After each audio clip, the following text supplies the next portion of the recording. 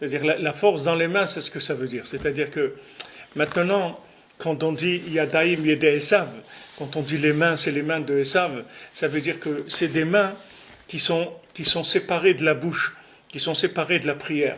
Donc ces mains-là, elles sont manipulatrices de ce monde et d'exploitation de ce monde. Mais si ces mains-là, elles s'incluent dans la parole, alors elles vont devenir elles-mêmes du bien.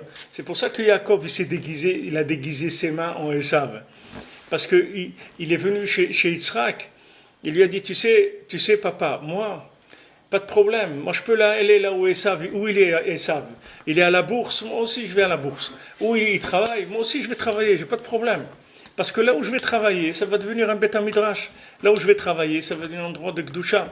On voit Baruch Hashem aujourd'hui, dans certains endroits où il y a des immeubles, où les gens y travaillent, dans des grands buildings et tout, tous les jours ils ont un moment de Torah, ils ont une demi-heure quand ils font leur arrêt pour le repas, etc. Et en même temps, ils amènent tous les jours quelqu'un qui leur fasse un cours de Torah, des fois quelqu'un parmi eux qui sait enseigner, il enseigne, etc. Parce que les gens, ils sont arrivés à faire le shalom entre la matière et le spirituel. Ils n'ont pas un problème de séparation entre les deux. Il y a le shalom, et on montre que la matière elle-même, il ne faut pas la détester, il ne faut pas la dénigrer, il ne faut pas dire c'est pas bien.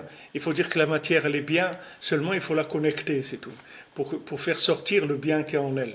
Parce que tout ce qu'Hachem il a créé, il y a du bien. Donc il ne faut pas dénigrer, il ne faut pas dire, ouais, c'est pas bien, celui qui fait du business, celui qui va là et tout, c'est pas bien, il perd son temps, il perd pas son temps du tout.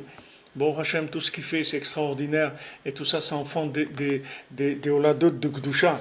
Alors ça transforme les avonotes en sruyot. C'est-à-dire que maintenant, même si quelqu'un, il a été dans la matière, et là-bas, il s'est fait attraper par la matière, le fait que maintenant, il revient vers la Gdusha, c'est-à-dire que maintenant, il fait tchouva, c'est-à-dire qu'il parle avec Hachem de l'endroit où il se trouve, il va faire que cet endroit-là, qu'il a servi à tomber, lui-même, il va lui servir à monter. C'est-à-dire, de là-bas, il va sortir la Gdusha.